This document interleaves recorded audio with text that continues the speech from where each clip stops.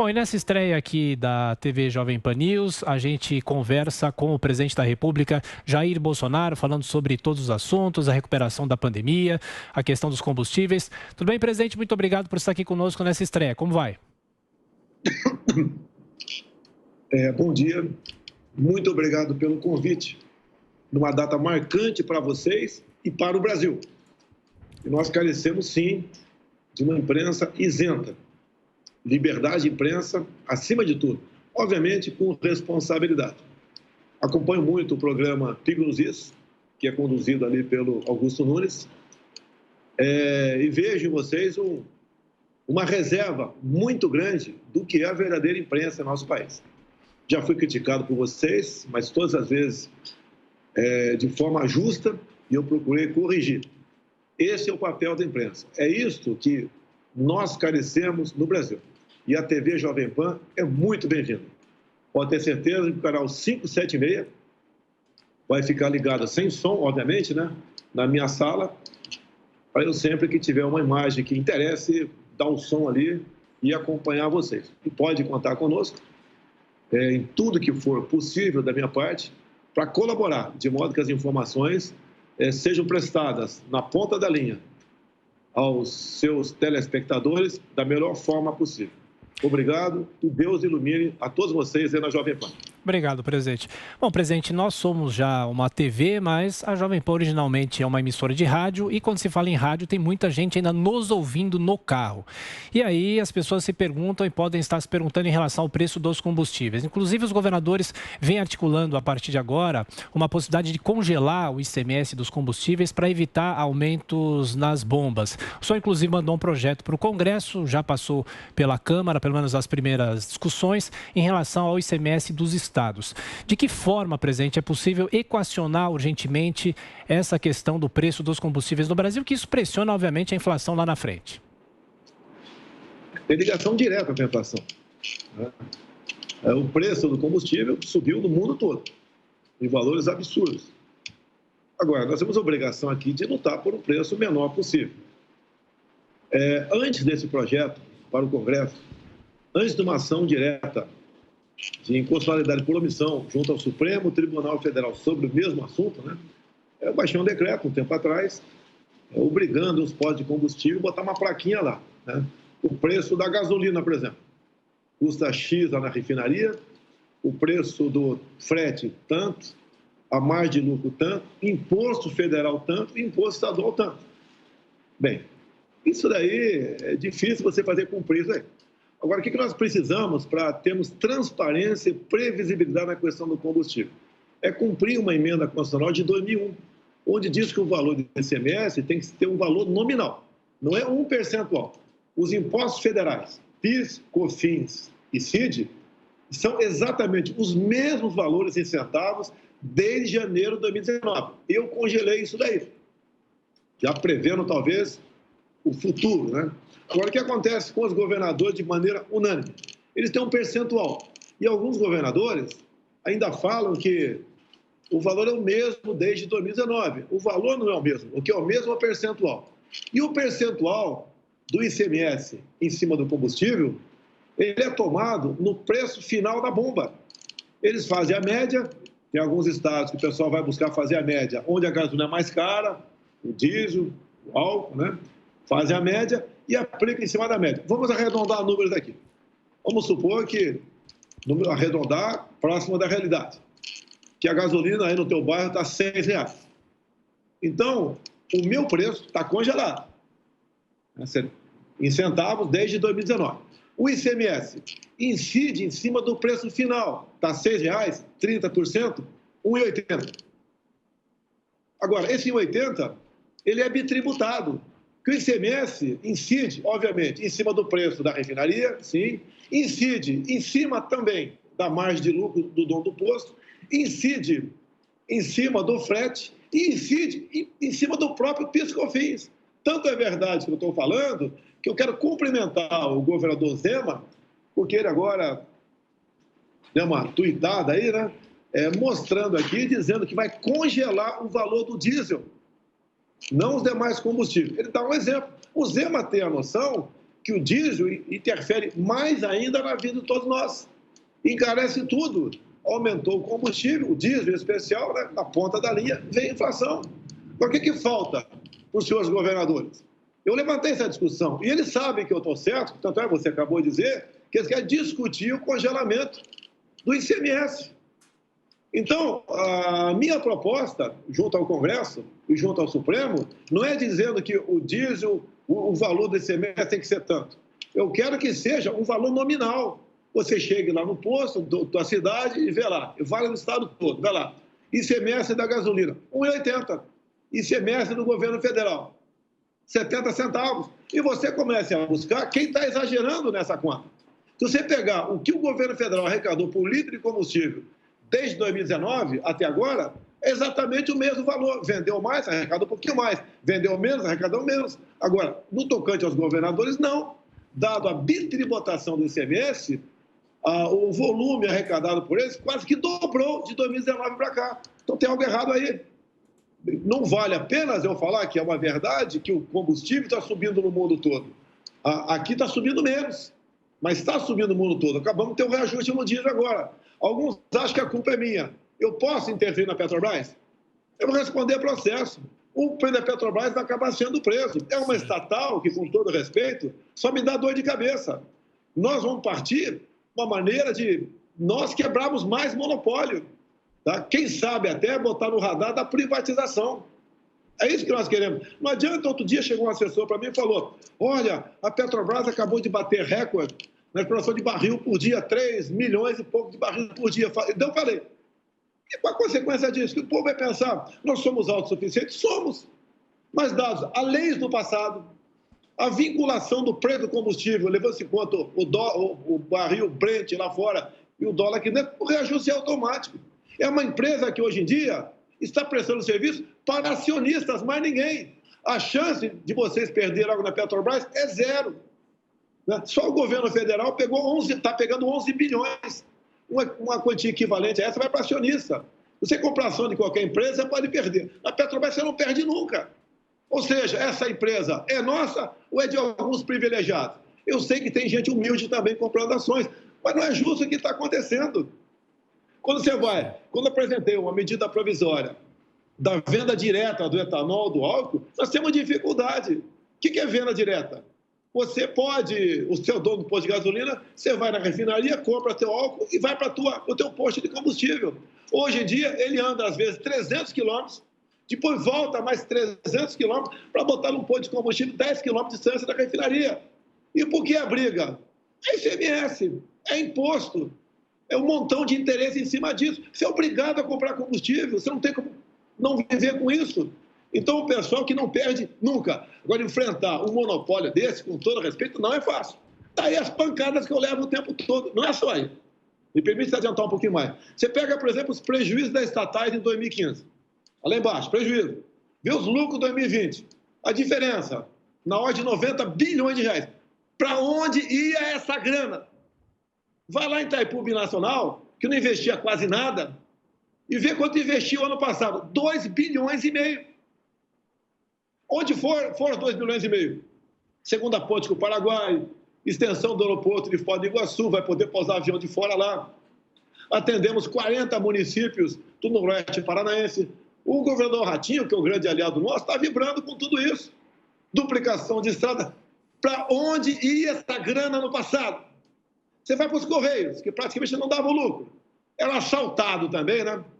Pelo governo, era assaltado. Tanto é que o mensalão nasceu lá nos Correios, que geralmente estava ali no pequeno lucro ou pequeno prejuízo, deu lucro ano passado de 1,5 bilhão.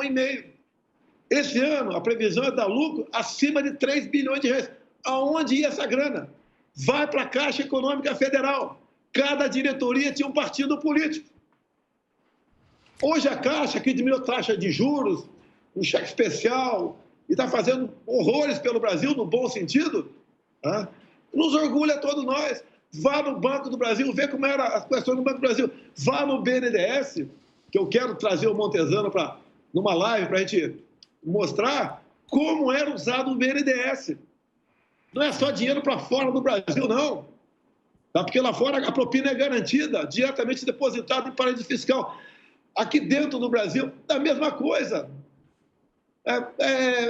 Juros de 4% ao ano, 3, 4 vezes abaixo do Selic, para amigos do rei comprar jatinhos. Se quiser, eu cito nomes aqui, comprar jatinho. Era assim que funcionava. Daí esse ódio da imprensa contra mim, de parte da imprensa contra mim. Pego até uma matéria da revista Exame que eu leio, e agora sou acusado de fazer um fake news. Presidente. Inclusive, pois não, vamos lá, entrevista de vocês. Mudando um pouquinho de assunto, claro que a gente quer aproveitar a presença do senhor, fazendo uma avaliação, obviamente, sobre o relatório final de ontem da CPI da Covid-19, a aprovação do relatório. O que o senhor espera agora do Ministério Público? Olha só, antes de falar do Ministério Público, quem tem um pouco de juízo, né, sabe que foi uma palhaçada aquela, foi a CPMI do Renan. Talvez para se vingar, porque quem decidiu a eleição do Alcolumbre em 2019 foi quando meu filho abriu o voto dele. Então, nós tínhamos lá Alcolumbre ou Renan Calheiros, você não tinha alternativa. Tá? Nós optamos pelo Alcolumbre. É igual lá atrás, quando é deputado federal. Eu vim candidato a presidente da Câmara por 3 vezes. Não foi para chegar. Tá? Foi para dar o meu recado. Uma das vezes que eu vim candidato, tínhamos de um lado Luiz Eduardo Grignal e Severino Cavalcante. Não adianta você pedir lagosta se tem bife e frango na mesa. Não tem lagosta. Optei por quem? Severino Cavalcante. Imagine o que seria o parlamento brasileiro, Luiz Eduardo Grignal, o homem de bilhões de reais do bolso da ditadura, sendo presidente da Câmara. Imagine, consegui ali com o meu discurso, muitos concordam com isso, de 10 minutos, muitos dizem que o melhor discurso de Jair Bolsonaro, eu acho que 2, 3 votos, mas mudamos o destino da história do Brasil. Tá? Então, a CPI, o que ela faz? Muita gente não acredita. Se fizer uma pesquisa aí na Jovem Pan, que é comum no Pingos Rio fazer pesquisa, vai dar mais de 90% que não acredita. Mas ela causa um estrago. Não é em cima de mim, não. Eu estou aqui para apanhar também. Não estou preocupado com biografia minha, o meu futuro, que vão pensar de mim. Eu estou aqui, eu sou o general que está na frente de combate. Estou levando tiro o tempo todo e não tem problema nenhum. Agora, para fora do Brasil, a imagem é péssima.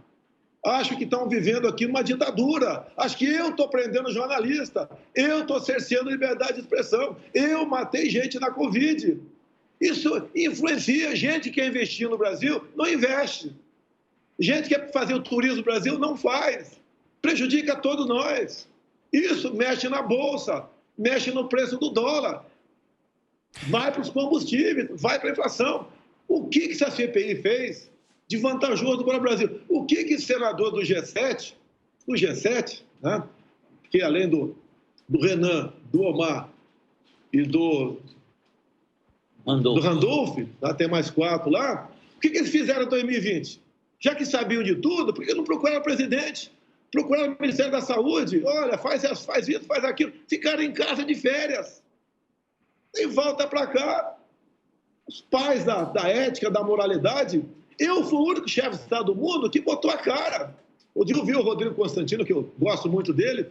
O Bolsonaro é um cara que atravessa a rua para pisar numa casca de banana do outro lado. Eu tenho que falar, eu tenho que me expor. Eu tenho que botar a minha opinião também. É liberdade de opinião ou não é? Vi uma televisão outro dia que demitiu aí o Alexandre Garcia no programa Liberdade de Opinião por ter dado uma opinião. Então, eu pesquisei, corri atrás, que antivírus, o que podemos fazer para resolver o problema. Partimos para nos apoiar onde? No Conselho Federal de Medicina. Liberdade do médico. O médico tem que ter autonomia. Tem um médico aqui que eu tive ontem, aqui na região de fronteira do Brasil, mesmo tendo um médico numa aldeia indígena, chega um índio com um problema lá, para buscar o remédio, tem que ir de avião até Manaus, voltar, vai levar 6 horas. 6 horas ele morre. O médico pode dar outra coisa para ele ou não pode?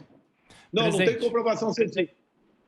Nós botamos a cara, fomos para cima, o tempo todo é de vocês, hein? Pode levar 2 horas a entrevista aqui, não tem problema não. E pode criticar, peço que critique, sei que vocês vão criticar se eu estiver errado. Então a gente se expõe. Eu não posso ficar dentro da alvorada, tá? Escondido lá e vendo o povo se explodir lá fora. Eu tenho que dar exemplo. Você sabia de uma coisa que mata muito na Covid, segundo a CDC, que é a Anvisa americana? Primeiro, são o pessoal obeso, proporcionalmente. Segundo, o apavorado. O que vive com pavor, com medo. É o soldado com medo na trincheira. Vai morrer com um tiro na cabeça, de cima para baixo. Você tem que botar a cabeça para fora e lutar. Presidente. E nós fizemos a nossa parte. Eu fui para dentro do povo brasileiro. Eu fui para casa do pobre e abri a geladeira dele. Você está em casa porque o governador, o prefeito fez um decreto te proibindo de sair de casa. Né? Presidente, eu peço um instante da gentileza do senhor. A gente está numa rede não só de TV, mas também de rádio. A gente tem que fazer um rápido intervalo. Peço um segundo da atenção do senhor. A gente volta em instantes aqui na Jovem Pan. Até já. Bom, de volta com a entrevista com o presidente da República, Jair Bolsonaro, nessa nossa estreia aqui da TV Jovem Pan News. Presidente, nossa equipe pede para o senhor acionar o microfone. E eu já mudo de assunto. Eu falo sobre a PEC dos precatórios, presidente. Os governistas devem tentar o quê para conseguir ter a sequência da PEC dos precatórios? Se a PEC não for aprovada, isso ameaça o Auxílio Brasil? E como é que o senhor rebate críticas dizendo que é um programa já visando a eleição de 2022, presidente? Bem, há poucas semanas, a imprensa quase que geral mostrou uma fotografia de brasileiros aí num caminhão de osso.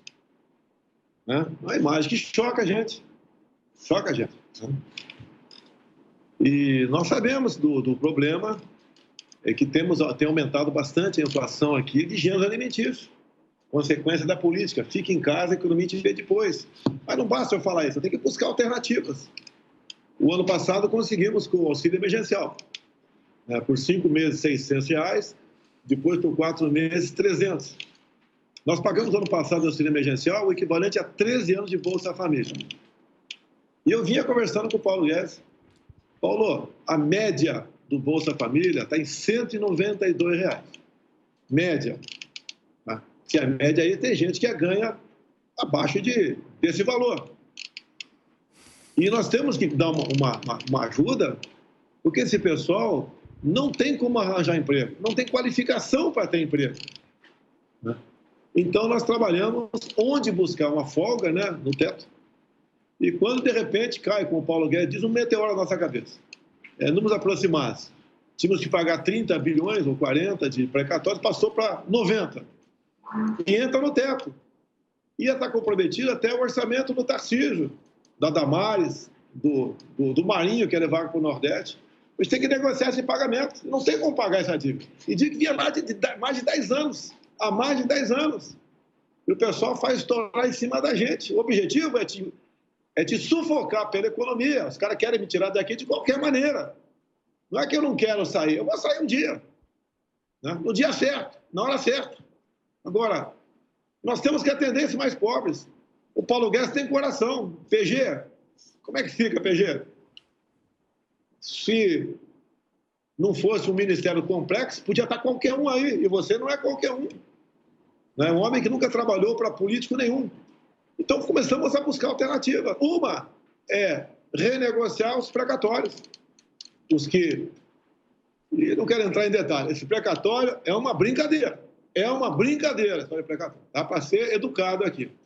E a alternativa foi essa. Para a gente conseguir a folga, existe aqui, tem que vir após a negociação, como temos projeto da reforma administrativa, que não vai pegar nenhum servidor atual. É só para os futuros servidores. Temos dificuldade. Passa na Câmara, não passa no Senado. Bem, quem é o dono da pauta no Senado é o senhor Rodrigo Pacheco.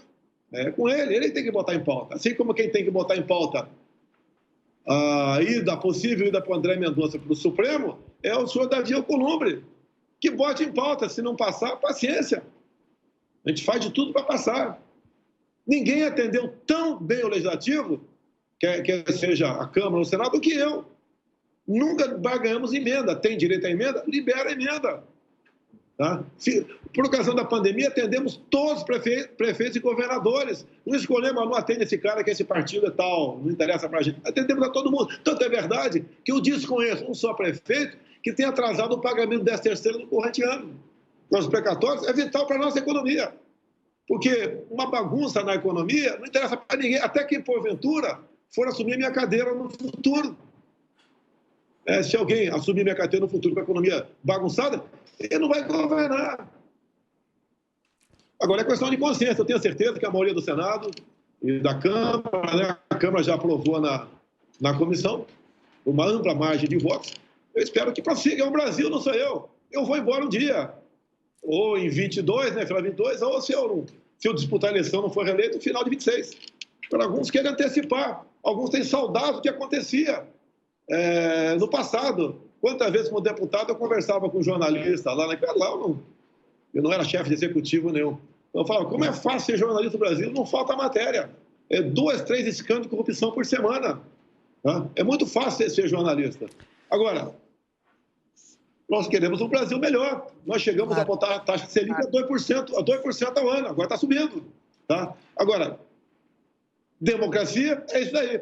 Nós propomos, o Senado, o Congresso aprova ou não. E o senhor tocou no assunto, presidente. O senhor se coloca alguma data limite para se filiar a algum partido para a corrida eleitoral do ano que vem? Já começou a sua campanha à presidência para 2022? Não penso em política, senão eu não trabalho. Começa a agradar um ou outro, né? Não trabalho. Eu tenho que ter um partido de qualquer maneira. Tá? Eu não sei se vou disputar a reeleição ou não, está cedo ainda. Hoje em dia está mais para o PP ou o PL. Me dou muito bem nos 2 partidos. Fiquei no PP uns 20 anos. Tá? A decisão passa por aí. Agora converso com as lideranças desses partidos, que eu tenho interesse, caso eu dispute a reeleição. Tem uma bancada de federal, que não vai ser minha, vai ser daquele partido. Tá? Tem interesse em indicar metade dos candidatos ao Senado. Pessoas perfeitamente alinhadas conosco, que vai ter uma posição lá conservadora, né? Uma posição que interessa realmente o destino do Brasil, e estou atrasado nisso. Mas uma escolha de um partido é igual um casamento. Tá? Mesmo escolhendo, às vezes, a gente tem problema, né? Imagina se a gente fizer de atropelo essas questões. Presidente, o senhor me permite voltar na questão do teto de gastos, da questão das contas públicas? Se não houver aprovação no Congresso, qual que pode ser a saída? E, obviamente, não se espera que haja um furo no teto, mas sim uma solução consensual, uma saída. Inclusive, o ex-presidente da República andou dando declarações nesses dias, dizendo que não deve haver furo no teto de gastos, que, aliás, o teto foi criado no governo dele, no fim do governo dele. Não vai ter... Agora, não podemos deixar de olhar para esse pessoal mais pobre. Eu ando o Brasil todo. Quando eu desci lá em Missão Velha, no Ceará, eu tive contato com o povo. Estou citando um caso aqui. A gente para o helicóptero, nós não está voltando da missão, a gente escolhe um local mais afastado, gente mais humilde, posa lá e conversa com essas pessoas. Eles não têm... Você vai condenar a fome 17 milhões de pessoas. Tá? Nós estamos com excesso de arrecadação de 300 bilhões no corrente ano. A gente quer usar 10% disso, o equivalente a 10% disso. É a responsabilidade. Não adianta consertar um lado, desconsertar outro. Não podemos ter 17 milhões de pessoas famintas por aí. Isso é uma injustiça. Não é projeto eleitoreiro. Tanto é que o Lula falou que se fosse ele, daria 600. Mas eu peguei a herança do Bolsa Família, está em 192 a média. Por que não acertou lá atrás? Aparece agora, como se aproxima aí o ano eleitoral, todo mundo tem ideias maravilhosas. Imagina se eu falo 600 do Bolsa Família. O que acontece com a Bolsa e com o dólar? Quando se fala em Bolsa e fala em dólar, tá? Vem combustível e vem inflação. Não adianta eu passar de 200 para 600, que daria 200% de aumento, se os alimentos vão subir 400%.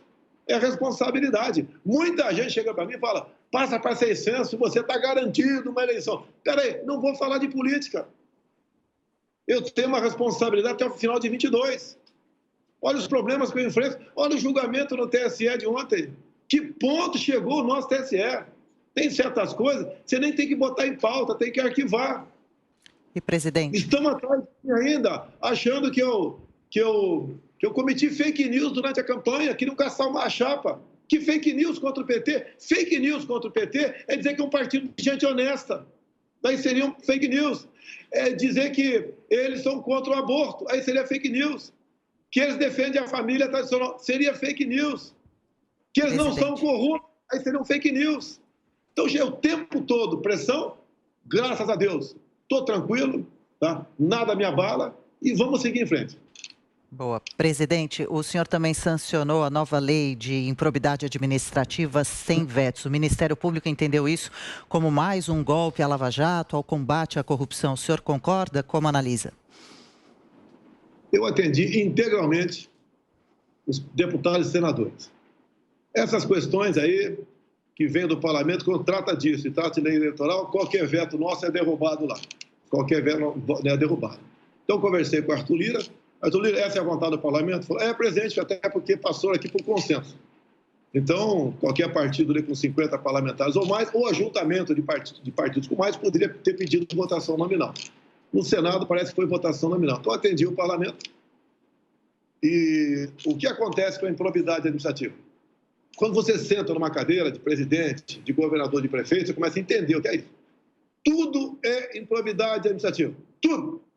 Tem coitado de prefeito aí que não tem muita cultura, né? Ou é de uma cidade muito pequena, ou outra cidade qualquer, quando ele deixa o mandato de presidente, de prefeito, o outro que assume, entulha o anterior, tudo, não tem o que escrever, escreva lá improbidade administrativa. Agora, que tem defeitos da lei, tem.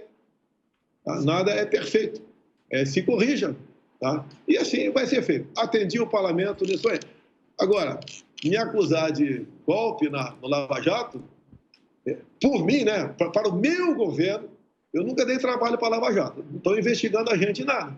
A gente não procura fazer sempre a coisa certa. Agora, a Lava Jato está aí. Quem botou um ponto final nela, você sabe quem foi.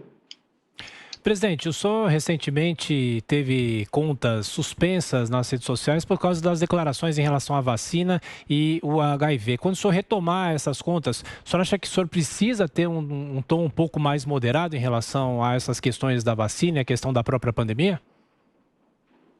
Olha só, eu mostrei uma matéria da revista Exame.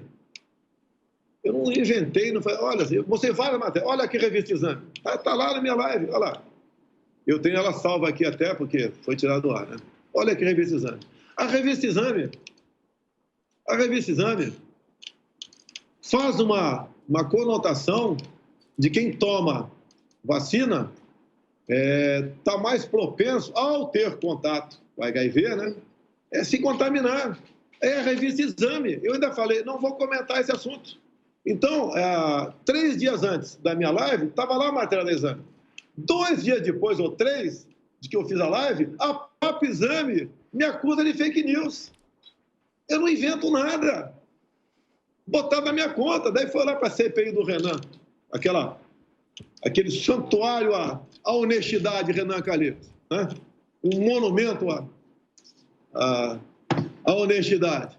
E pede lá para o Supremo me bloquear todas as páginas, etc. Olha, não foi eu que falei aquilo. Não foi eu. Agora, falar qualquer coisa de vacina passou a ser crime. Te derruba a página, te bloqueia. Você não pode desconfiar da vacina. E nem da urna eletrônica. Não pode falar nada. Eu sou uma pessoa que tem a liberdade acima de tudo. O que eu falo sobre vacina? Quem quiser tomar, toma. Desde o ano passado eu falei isso. Desde o ano passado eu falei também. Só vamos comprar vacina aprovada pela Anvisa. E é bom vocês terem essa informação aqui, né? Talvez já tenham. Vacina só compra depois de certificada pela Anvisa e só paga depois que chegar no Brasil. Qual foi a emenda do senhor Omar Aziz, juntamente com o senhor Renildo Calheiros, sobre vacinas? Não. Uma emenda... com o Renildo Calheiros. Uma emenda sobre uma medida provisória nossa, permitindo governadores e prefeitos a comprar vacina sem certificação da Anvisa e sem licitação. Ou seja, alguns governadores e prefeitos iam comprar vacina de $100. Vacina da onde?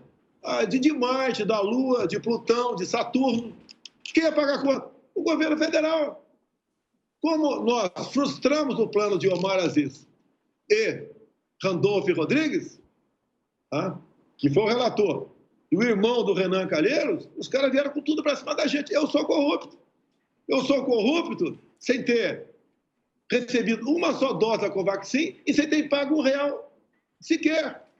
Mas para muita gente, tentou cometer um ato de corrupção, como está aqui. Eu não vi tipificação penal ainda, né? Tentativa de corrupção, não vi ainda. Então, é isso que acontece.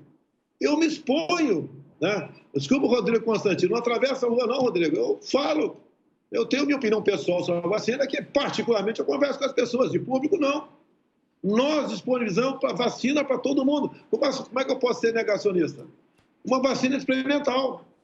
Assim como qualquer remédio para combater a Covid hoje em dia, remédio também é experimental. Ontem passei por Roraima, tinha um decreto lá do governador obrigando a tomar vacina. Eu falei, pô, está obrigando? Quem te ajudou a fazer esse decreto? Todas as vacinas dadas aqui têm comprovação científica ou são experimentais ainda? Não tem nada mais salutar do que liberdade. Se você está vacinado, você está protegido, fique tranquilo. Não tem que se meter na vida de quem não quer tomar vacina. E uma grande verdade. Vamos falar que é fake news. Dizem os médicos, infectologistas, que uma pessoa que contraiu o vírus como eu tem muito mais imunidade do que quem tomou a vacina. Ou não é verdade? O que é a vacina? Não é um vírus inativado? E olha que eu estou no grupo de risco. Eu estou com IgG de um mês e pouco atrás, 991. Preciso tomar vacina? Deixa a minha dose para quem não tomou ainda. Agora, você falar de vacina passou a ser crime. Tudo. A palavra mágica. Fake news. Presidente Jair Bolsonaro, mais uma vez obrigado por estar aqui conosco na Jovem Pan e conversamos com o presidente Jair Bolsonaro nessa nossa estreia aqui da TV Jovem Pan News. Obrigado, presidente. Até a próxima. Parabéns a todos vocês. Muito obrigado pela oportunidade. Deus abençoe o nosso Brasil.